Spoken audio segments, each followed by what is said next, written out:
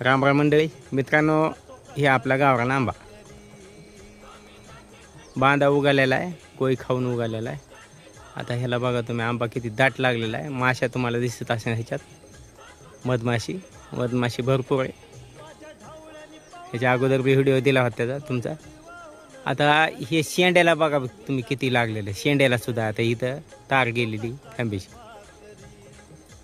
तुमच्याकडं काय परिस्थिती आंब्याची ते बी हे कारण विशेष म्हणजे ह्याला कोणतं खत नाही, फवारणी नाही, काय नाही. इकडं आपली जी काय बाग आहे का हिला सुद्धा कोणतं काहीच देत नव्हतं आपण. आता बघा, त्याच्यामुळं गावरान आंबा वापसा, आपला निसर्ग त्याच्यामुळं चांगला राहील. आणि गावरान आंब्यामध्ये जी गोडवा असते का ती कशात नसतं बघा मित्रांनो, तुम्हाला सांगायची गरज नाही. कारण ह्याच्या खमंगपणा असतो.